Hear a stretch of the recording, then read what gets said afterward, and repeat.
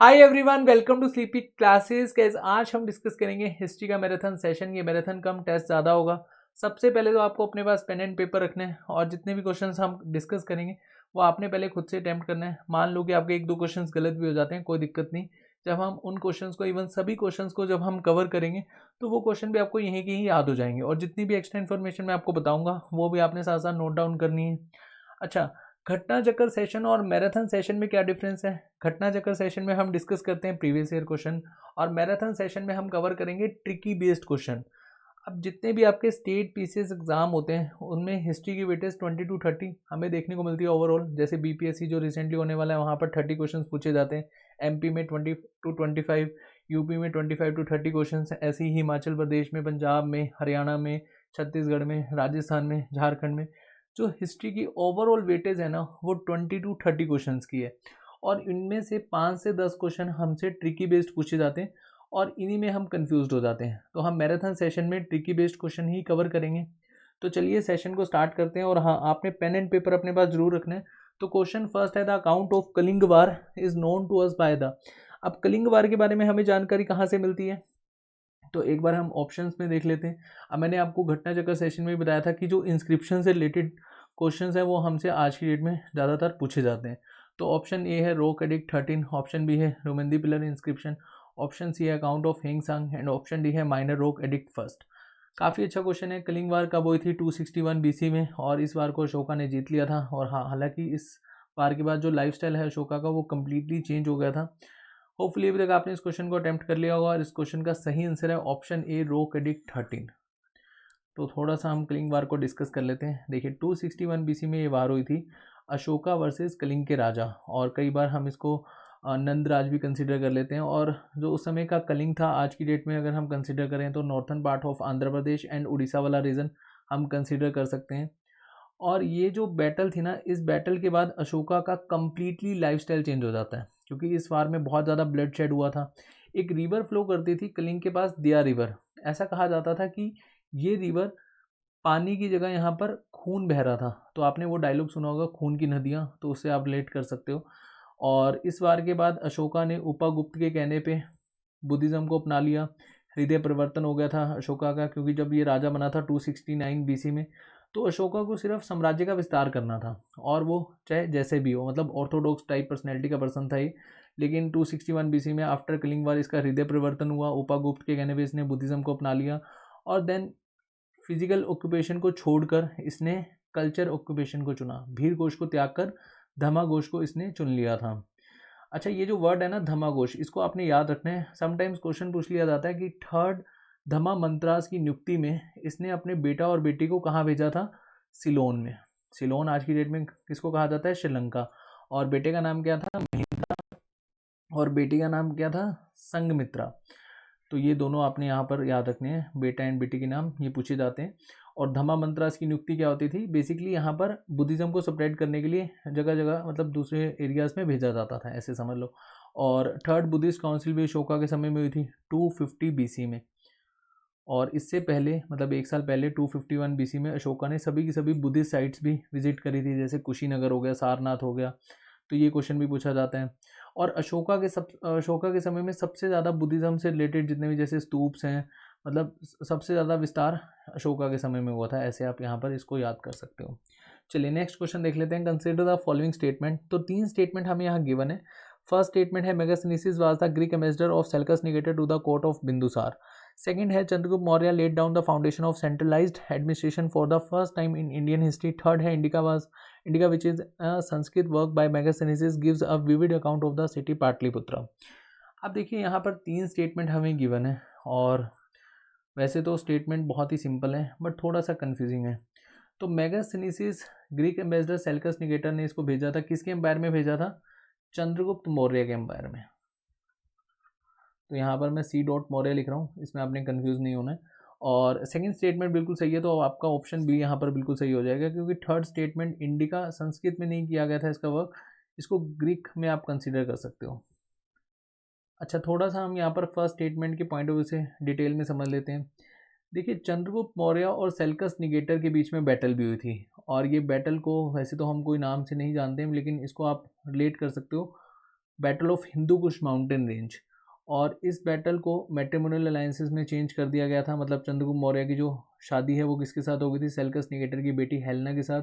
और बाद में सेल्कस निकेटर ने 4 एरियाज दे दिए थे as a dowry gift to Chandragupta Maurya. और वो कौन कौन से एरिया थे, कंधार, बालूचिस्तान, काबुल और हेरात। और बदले में चंद्रगुप्त मौर्य ने सेल्कस निकेटर को क्या दिया था, 500 फाइटर एलिफेंट्स। कई बुक्स में ये कहा गया कि चंद्रगुप्त मौर्य ने सेल्कस निकेटर को हरा दिया था, उसके बाद मैट्रिमोनियल अलायंस हुआ था। तो इसमें आपको कंफ्यूज नहीं होना है, ऐसे कभी भी क्वेश्चन नहीं पूछा जाता। अच्छा, एक चीज़ याद रखना, चंद्रगुप्त मौर्य ये कब रूलर बनता है, 322 BC, मतलब थ्रोन हासिल ये 322 BC में करता है। लेकिन इसकी बैटल होती है धनानंद के साथ 323 BC में। तो नंद डायनेस्टी को ख़त्म करके मौर्य डायनेस्टी आती है, और ये किसका शिष्य होता है, चाणक्य का। चाणक्य के 3 नाम हैं, चाणक्य, कौटिल्य, विष्णुगुप्त। और सेल्कस निकेटर ये अफगानिस्तान वाले एरिया का कैसे रूलर बनता है, ये अलेक्जेंडर का सेनापति होता है। अलेक्जेंडर ब्यास रिवर से जब वापस होता है धनानंद से डरकर 326 BC में, और 323 BC में तो खैर अलेक्जेंडर की डेथ भी हो जाती है, बेबीलोन इराक के पास जो जगह है। तो सेल्कस निकेटर को ये अफगानिस्तान वाला एरिया दे जाता है यहाँ पर रूल करने के लिए। तो चंद्रगुप्त मौर्य ये एरिया को वापस लेने के लिए बैटल लड़ता है, बाद में मैट्रिमोनियल अलायंस में बदल जाती है। तो बस आपको इतना याद रखना है, किसका शिष्य होता है, चाणक्य का। चाणक्य के 3 नाम है, विष्णुगुप्त और कौटिल्य। मैं आपको फिर से बता रहा हूँ। और चाणक्य ने एक बुक भी लिखी थी, अर्थशास्त्र, और ये बैटल कब हुई थी, 305 BC में। चलिए नेक्स्ट, जो हमारी थर्ड स्टेटमेंट है ये तो बिल्कुल सिंपल है। और नेक्स्ट क्वेश्चन एक बार देख लेते हैं। नेक्स्ट क्वेश्चन से पहले एक क्विज है, वो was the founder of Vikramshila Vihara. अच्छा, ये जो क्वेश्चन है ना, ये क्वेश्चन आप मुझे कमेंट सेक्शन में बताइएगा, बहुत ही सिंपल सा क्वेश्चन है। और नेक्स्ट सेशन में मैं आपसे 3 क्विज पूछूंगा, और अराउंड हम 30 के आसपास क्वेश्चन डिस्कस करेंगे। इस सेशन में हम 20 क्वेश्चन कवर करेंगे। तो विक्रमशिला विहार ये बुद्धिस्ट एक तरह से यूनिवर्सिटी थी, और इसको किसके द्वारा फाउंड करा गया था ये आपने मुझे बताना है। और इसको डिस्ट्रॉय करा गया था बख्तियार खिलजी। अब मैंने आपको हिंट दे दी है, आप मुझे कमेंट सेक्शन में इसका सही आंसर बताइएगा। चलिए नेक्स्ट है हाली सिस्टम। अब देखिए, हाली सिस्टम को हम किससे रिलेट कर सकते हैं। ऑप्शन ए है बाउंडेड लेबर, बंधवा मजदूरी जैसे हम कहते हैं ना नॉर्मल लैंग्वेज में। ऑप्शन बी है exploitation of peasant. Option C है अनटचेबिलिटी। ऑप्शन डी है इलिटरेसी। बहुत ही सिंपल क्वेश्चन है, मतलब बहुत ही ईजी क्वेश्चन है। अब हाली सिस्टम ये जो क्वेश्चन है ना, ये आपको एंशियंट हिस्ट्री में भी देखने को मिलेगा और मॉडर्न हिस्ट्री में भी। अब आपने बारदोली सत्याग्रह सुना होगा, है ना। तो हाली सिस्टम बेसिकली बारदोली वाले रीजन में ही हुआ था, जो साउथ गुजरात वाला पार्ट है। और यहाँ पर आप इसको रिलेट कर सकते हो बाउंडेड लेबर से। यहाँ पर जो अपर कास्ट है वो बेसिकली लोअर कास्ट से बाउंडेड लेबर वाला वर्क करवाती थी। और यहाँ अपर कास्ट में पाटीदार, ब्राह्मण्स, राजपूत आते थे। ट्राइबल एग्रीकल्चर लेबर से ये बाउंडेड लेबर का वर्क करवाते थे, और इसी को ही हम क्या कहते हैं, हाली सिस्टम। और ये रीज़न आपने याद रखना है, बारदोली। बारदोली कहाँ पर है, साउथ गुजरात में। नेक्स्ट क्वेश्चन है, लिस्ट 1 को लिस्ट सेकंड से मैच करना है। लिस्ट 1 में हमें राजा का नाम दे रखे हैं, लिस्ट सेकंड में टाइटल्स दे रखे हैं। और यहाँ पर अशोका, समुद्रगुप्त और चंद्रगुप्त। यहाँ पर चंद्रगुप्त सेकंड कंसीडर कर लेना अकॉर्डिंग टू लिस्ट सेकंड। और यहाँ डी में स्कंदगुप्त। तो एक बार हम लिस्ट सेकंड देख लेते हैं। टाइटल परिक्रम, प्रियदासी, करमादित्य, विक्रमादित्य। अब विक्रमादित्य का टाइटल किसका था, चंद्रगुप्त सेकंड का, तो यहाँ सी लिख दो। स्कंदगुप्त, करमादित्य, तो यहाँ डी लिख दो। प्रियदासी, अशोका, और बचा कौन सा, समुद्रगुप्त, पराक्रम, तो यहाँ पर आप बी लिख दो। वैसे इंडियन नेपोलियन ज़्यादातर पूछा जाता है, बट काफ़ी सारे टाइटल्स थे तो कुछ भी आ सकता है, बी, ए, डी, सी। और अकॉर्डिंग टू ऑप्शन आपका सी ऑप्शन बिल्कुल सही हो जाएगा। चलिए नेक्स्ट क्वेश्चन देख लेते हैं। Which one of the following pair is not correctly matched. और यहाँ हमें 4 ऑप्शन है, देख लेते हैं कि कौन सा करेक्टली मैच नहीं करता। ऑप्शन ए है लाइफ ऑफ हेंग हुई ली सांग। ऑप्शन बी है the natural Ptolemy history. Option C है मेगास्थनीसिस इंडिका, ये तो खैर ठीक ही है, अभी पढ़कर आए हैं। ऑप्शन डी है द हिस्ट्रीज हेरोडोटस, ये भी बहुत इजी है और बहुत बार आ चुका है एग्जाम में और सिंपल सा है, तो ये भी आपका ठीक हो जाएगा। और ए भी आपका ठीक है। तो यहाँ पर हमें नोट करेक्टली बताना था, तो ऑप्शन बी आपका यहाँ पर सही हो जाएगा। देखिए इसको थोड़ा सा हम अच्छे से समझते हैं। ये रोमन एम्पायर का ओनली सर्वाइविंग टेक्स्ट है, और इसको हम कहते हैं किस नाम से जानते हैं ना, नेचुरल हिस्ट्री। और इसको नेचुरलिस्ट हिस्टोरिया भी कहा जाता है। और इसको किसके द्वारा लिखा गया था, Pliny the Elder. Pliny the Elder. और जैसे कि मैंने आपको बताया, रोमन एम्पायर का ये ओनली सर्वाइविंग टेक्स्ट है। और ये 37 बुक्स का कंपाइलेशन है, अपने आप में एनसाइक्लोपीडिया है। इसमें आपको जानकारी मिलेगी कौन कौन से फील्ड की, anthropology, human physiology, zoology, botany, agriculture, horticulture, ethnography, geography, mathematics, astronomy, pharmacology, mining, mineralogy, sculpture, painting, precious stone. जितने भी हमारे इंपॉर्टेंट सब्जेक्ट्स हैं उनकी सभी की सभी जानकारी आपको इस टेक्स्ट बुक में मिल जाएगी, अपने आप में एनसाइक्लोपीडिया है। चलिए नेक्स्ट क्वेश्चन देख लेते हैं। What is the date of Sarnath Buddhist image inscription of Kanishka. अब देखो कनिष्क, जो कनिष्क से रिलेटेड कभी भी बुद्धिज्म में क्वेश्चन आता है तो उसमें हमसे पूछा जाता है कि कनिष्क ने या कौन से रूलर ने बुद्धा की इमेज के कॉइन्स चलाए थे। तो हम यहाँ पर करेक्ट आंसर में कनिष्क को ठीक कराते हैं। लेकिन अगर क्वेश्चन इस तरह से पूछा जाएगा कि कौन से ईयर में हमें यहाँ पर इंस्क्रिप्शन देखने को मिली थी, तो वो है 81 AD। तो यहाँ आपने 71 AD गलती से मार्क नहीं करके आना। 71 AD में आपको सका इरा से थोड़ा सा आप लेट कर लोगे, लेकिन वो गलत हो जाएगा। तो यहाँ 81 AD बिल्कुल सही है। कनिष्क के 3 साल के बाद इंस्क्रिप्शन देखने को मिली थी हमें, तो 81 AD बिल्कुल सही है। अच्छा, ये इंस्क्रिप्शन किसके द्वारा करवाई गई थी? तो मथुरा के बाला के द्वारा, बाला ऑफ मथुरा। वैसे इतना डिटेल में नहीं आएगा, बट ये क्वेश्चन काफ़ी अच्छा कन्फ्यूजिंग है, तो आपने यहाँ पर ईयर ध्यान रखना है। नेक्स्ट क्वेश्चन है, the Chinese writer mention India by the name of, मतलब कौन से चाइनीज़ राइटर ने एंशिएंट समय में इंडिया को मेंशन करा था? फू वो की, इंटू, सी यू की एंड सीकिया पोनो। तो यहाँ पर आपका सही ऑप्शन हो जाएगा इन टू। ऑप्शन बी आपका बिल्कुल सही हो जाएगा। चलिए नेक्स्ट क्वेश्चन देख लेते हैं। The earliest occurrence of the mantras famous as Gayatri mantra is found in the following text book, Bhagavad Gita, Atharvaveda, Rigveda, Manusmriti. देखो गायत्री मंत्रा, इसकी हमें जानकारी मिलती है ऋग्वेदा में। ऋग्वेदा सबसे ओल्डेस्ट वेद है और यहाँ पर आपको 3rd मंडल में गायत्री मंत्र की जानकारी मिलेगी। कई बार मंडल भी पूछ लिया जाता है। टोटल 10 मंडल थे ऋग्वेदा में, तो 3rd मंडल में हमें जानकारी मिलेगी। अगर आप इसको थोड़ा सा डिटेल में समझना चाहते हैं तो मंडल 3.6 to 0.10। वैसे ऐसे क्वेश्चन नहीं पूछा जाता, जस्ट आपको नॉलेज के पॉइंट है उससे पता होना चाहिए। चलिए नेक्स्ट क्वेश्चन देख लेते हैं। The Dakshinamurthy idol of Shiva depict him in which form? Teacher, dancing, reclining and meditating. अब Dakshinamurthy idol of Shiva हम इसको किससे रिलेट करते हैं? टीचिंग से, डांसिंग से, रिक्लाइनिंग से एंड मेडिटेटिंग से।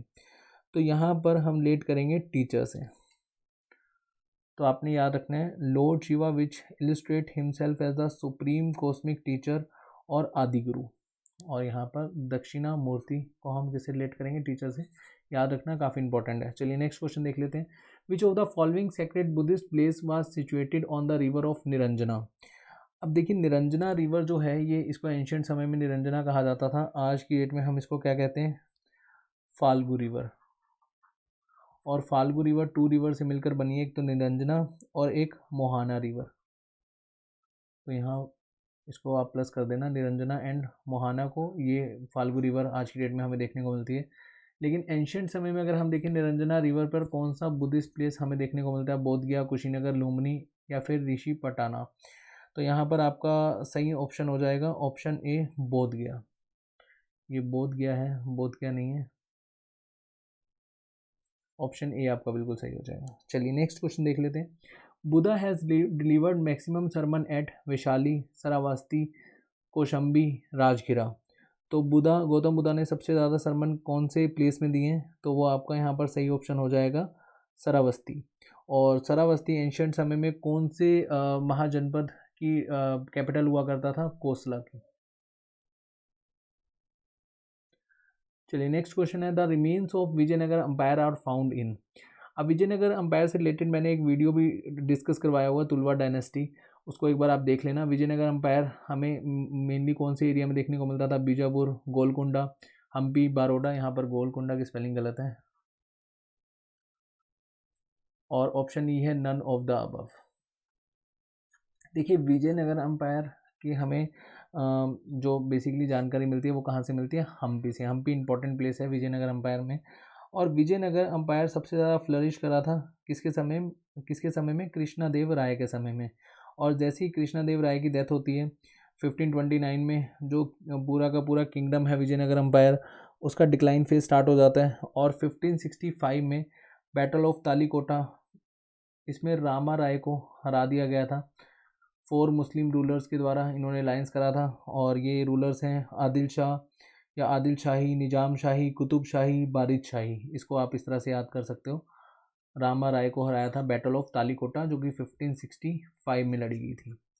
और उसके बाद पूरा का पूरा विजयनगर अंपायर बेसिकली डिवाइड हो गया था स्मॉल स्मॉल स्टेट्स में। नेक्स्ट क्वेश्चन है, consider the following statement and select the correct answer from the code given below. First statement है विक्रम संवत बिगन 58 BC, सका संवत began 78 AD, Gupta era began in 319 AD and the era of Muslim rule in India began in 1192 AD। तो आपको बताना है इन चारों statement में से कौन सी सही है, कौन सी नहीं। इवन मतलब यहाँ पर आपको बताना है कि कौन सी दो स्टेटमेंट सही हैं या फिर चारों सही हैं। तो आपकी यहाँ पर चारों की चारों स्टेटमेंट सही हैं। विक्रम संवत जो इरा है वो आपका स्टार्ट हुआ था 58 BC में, जब किंग विक्रमादित्य ने साकास को हराया था और इन्वेड करा था उज्जैन में। उसके बाद सका संवत इरा स्टार्ट हुआ था, और ये इरा किसके द्वारा स्टार्ट करा गया था, कौन से किंग के द्वारा, तो यहाँ पर मैं लिख देता हूँ शालीवाहन किंग, जब इन्होंने सत्ता संभाली थी। और उसके बाद गुप्ता इरा जैसे ही चंद्रगुप्त मौर्य का, चंद्रगुप्त फर्स्ट का, यहाँ पर चंद्रगुप्त फर्स्ट का इरा स्टार्ट होता है, तब हम यहाँ पर कहते हैं गुप्ता इरा। उसके बाद इरा ऑफ मुस्लिम रूल, ये 1192 में जब मोहम्मद गोरी ने हरा दिया था पृथ्वीराज चौहान को, उसके बाद इंडिया में मुस्लिम रूल स्टार्ट हो गया था। वैसे दिल्ली सल्तनत एस्टेब्लिश हुई थी 1206 में। चलिए उसके बाद नेक्स्ट क्वेश्चन है, reason for the spread of Buddhism included. तो 4 स्टेटमेंट है, देख लेते हैं कि बुद्धिज्म हमारे देश में कैसे स्प्रेड हुआ, क्या रीज़न था। Simplicity of the religion, and second statement है special appeal for the downtrodden. Third statement है missionary spirit of the religion, and यहाँ पर 4 स्टेटमेंट है यूज़ ऑफ लोकल लैंग्वेज। देखिए बहुत ही सिंपल सा क्वेश्चन है, और यहाँ पर आपकी चारों की चारों स्टेटमेंट बिल्कुल सही हैं, क्योंकि इससे पहले जो वैदिक हमारा कल्चर चल रहा था, सनातन धर्म चल रहा था, उसमें सुपरस्टिशियस बहुत ज़्यादा फैल गया था, कॉम्प्लेक्स रिचुअल्स थे और ब्लाइंड बिलीफ था। इवन यहाँ पर जो शूद्र कम्युनिटी है उसके साथ थोड़ा सा भेदभाव किया जाता था। Then Buddha came as a welcome relief to people, and जो लोग बेसिकली एक तरह से काफ़ी ज़्यादा परेशान हो चुके थे इस कल्चर से, तो उन्होंने बुद्धिज़्म को अपना लिया था क्योंकि ये रिलीजन बहुत ही सिंपल था, सभी को इक्वल राइट देता था, इक्वल तरह से ट्रीट करता था, और मेनली जो डाउन ट्रॉडन है मतलब जो शूद्र हैं उनको बेसिकली एक तरह से अच्छा यहाँ पर उनके साथ बिहेव करा जा रहा था। एंड मिशनरी जो थे यहाँ पर, जो भी बुद्धिज़्म के जो बेसिकली मिशनरीज थे, वो इसको काफ़ी अच्छे से स्प्रेड कर रहे थे, और लोकल लैंग्वेज में ये हमें देखने को मिलता था, क्योंकि जो इससे पहले सनातन धर्म था वो सारा का सारा संस्कृत में था। तो आपका यहाँ पर सी ऑप्शन बिल्कुल सही हो जाएगा। चलिए नेक्स्ट क्वेश्चन देख लेते हैं। In the Vedic period which animal was known as अगन्य, बुल, शीप, काउ, एलिफेंट। और अगन्य को लेकर यहाँ पर एक तरह से ये भी कंसर्न था, not to be killed under any circumstances. May be आप इस हिंट से इस क्वेश्चन को अटेम्प्ट कर पाएँ। तो इसका सही आंसर है काउ। बहुत सारी जगह हमें वेदास में अगन्य का बेसिकली अगन्य का जिक्र देखने को मिला है, तो इसको रेफर करा गया एज अ काउ। चलिए नेक्स्ट क्वेश्चन देख लेते हैं। Adi Shankaracharya established 4 mathas, this mathas are situated in. तो एक बार हम ऑप्शन देख लेते हैं। श्रृंगेरी द्वारका, जोशीमठ प्रयाग द्वारका, जोशीमठ प्रयाग कांची, जोशीमठ द्वारका पुरी, श्रृंगेरी पुरी, श्रृंगेरी द्वारका वाराणसी। तो आपका यहाँ पर सही ऑप्शन हो जाएगा ऑप्शन सी, जोशीमठ द्वारका पुरी श्रृंगेरी। तो इस डायग्राम के थ्रू आप देख सकते हैं यहाँ पर 4 एरियाज़ में मठ्स एस्टेब्लिश करे गए थे आदि शंकरा जी के द्वारा, और इससे रिलेटेड हमारे चैनल पर आपको वीडियो मिल जाएगी। अभी सर ने काफ़ी डिटेल में आदि शंकरा जी के बारे में बताया हुआ है, तो उस वीडियो के थ्रू भी आप आदि शंकरा जी के बारे में जान सकते हैं। चलिए नेक्स्ट क्वेश्चन देख लेते हैं। Cotton for textile was first cultivated in Egypt, Mesopotamia, central America and India. देखिए आज से लगभग 6000 साल पहले, 6000 नहीं 8000 साल पहले, 8000 BP। अब बिफोर प्रेजेंट हम किस तरह से रिलेट करते हैं, जैसे आज का कौन सा ईयर चल रहा है 2022, तो 2022 AD ये स्टार्ट हुआ था 1 AD से, और हमने यहाँ पर एविडेंस देखे हैं 600 BC में। तो अगर हम इसको इसमें प्लस कर देंगे तब क्या हो जाएगा 8000 BP। तो लगभग हमें फर्स्ट टाइम एविडेंस मिले थे कॉटन के 8000 BP में, और ये कहाँ मिले थे इंडिया में। इंडिया में कहाँ पर, जो हमारा पाकिस्तान वाला एरिया होता था उस समय तो इंडिया पाकिस्तान एक ही होते थे, मेहरगढ़ वाले रीजन में इसके हमें प्रमाण मिले हैं। और साइंटिफिक नेम क्या है कॉटन का, तो ये भी मैं लिख देता हूँ, गोसिपियम हेर्बेसियम। चलिए नेक्स्ट क्वेश्चन देख लेते हैं। Consider the following statement and the select the correct answer from the code given below. Assertion and reason दोनों देख लेते हैं। असर्शन क्या है, Kushinagar was the capital of Malla republic. Reason क्या है, महात्मा बुद्ध गोट महापरिनिर्वाणा एट कुशीनगर। तो आपको दोनों स्टेटमेंट को अच्छे से समझना है और बताना है कि इन दोनों स्टेटमेंट में से क्या हमारी दोनों सही है, मतलब असर्शन भी सही है, रीज़न भी सही है, और क्या असर्शन सही है, रीज़न उसके बिहाफ पर सही नहीं दिया हुआ वैसे सही है, मतलब ऑप्शन बी। ऑप्शन सी क्या है, A is true but R is false. Option D है A is false but R is true. तो देखिए यहाँ पर असर्शन भी सही है, रीज़न भी सही है, लेकिन आपका ऑप्शन बी बिल्कुल सही हो जाएगा, क्योंकि जो यहाँ पर आर है, रीज़न है, वो करेक्ट एक्सप्लेनेशन नहीं है। एक ही कुशीनगर कैपिटल होता था माला रिपब्लिक का, और महात्मा बुद्ध को मतलब हम जब कहते हैं ना महापरिनिर्वाणा, महापरिनिर्वाणा क्या होता है, जब जन्नत की ओर प्रस्थान किया था महात्मा बुद्ध ने, जब उनकी डेथ हुई थी तो कहाँ हुई थी, कुशीनगर में। तो याद रखना। उसके बाद नेक्स्ट क्वेश्चन है सीता इन मौर्य एज मीन्स। अब सीता अगर हम मौर्य एज में देखें तो इसको हम किससे रिलेट करते हैं, a goddess, a religious sect, a revenue from the crowd land and barren land. तो यहाँ पर आपका सही ऑप्शन हो जाएगा रेवेन्यू फ्रॉम क्राउन लैंड। और जो बेसिकली कलेक्टर होते थे, रेवेन्यू कलेक्टर, उनको हम क्या कहते थे, सीता दीक्षा। यहाँ लिख देता हूँ सीता दीक्षा। और आज का जो हमारा लास्ट क्वेश्चन है, who among the following was not a part of tripartite struggle. Pratiharas, Palas, Rashtrakutas, Chola. अब देखिए चोला जो डायनेस्टी है ये बिल्कुल हमें साउथ में देखने को मिलती थी, और प्रतिहारास, पाला एंड राष्ट्रकूटास, इनको लेकर कनौज ट्रेंगल या फिर हम ट्राइपार्टाइट स्ट्रगल देखते हैं। और इस डायग्राम के थ्रू आप बेहतर समझ पाएंगे कि कनौज को लेकर ये तीनों जो डायनेस्टीज हैं आपस में लड़ती रहती थी। कभी पालास की तरफ से स्ट्रॉन्ग रूलर आता था तो वो कनौज को कब्जा लेता था, कभी प्रतिहारास की तरफ से स्ट्रॉन्ग रूलर आता था तो वो इस एरिया को एनेक्स कर लेता था, कभी राष्ट्रकूटा की तरफ से इसको एनेक्स कर लिया जाता था। तो इनके बीच में जो स्ट्रगल है वो हमें देखने को मिला था मेडिवल हिस्ट्री में। तो यहाँ पर आपका ऑप्शन डी बिल्कुल सही हो जाएगा, क्योंकि चोलास ये बेसिकली साउथ में हमें देखने को मिलते थे, तो इनका ऐसा यहाँ पर कोई भी रोल नहीं है। तो ऑप्शन ए बी सी यहाँ पर बिल्कुल सही हो जाएगा। तो आज जो हमने 20 क्वेश्चन डिस्कस करे, होपफुली इन 20 क्वेश्चंस में आपको बहुत कुछ सीखने को मिला होगा। इनकेस अगर आपका कोई डाउट है प्लीज़ कमेंट सेक्शन में पोस्ट करिएगा, और कमेंट में ये भी बताइए कि आप मैराथन सेशन में इससे ज़्यादा क्वेश्चन चाहते हैं या फिर 20 क्वेश्चन इनफ हैं। अगर आप ज़्यादा चाहते हैं तो कितने चाहते हैं, ये भी आप हमें कमेंट सेक्शन में बताइए। तो चलिए अपना ध्यान रखिए, नेक्स्ट सेशन में बहुत जल्द मिलेंगे। Bye bye, take care.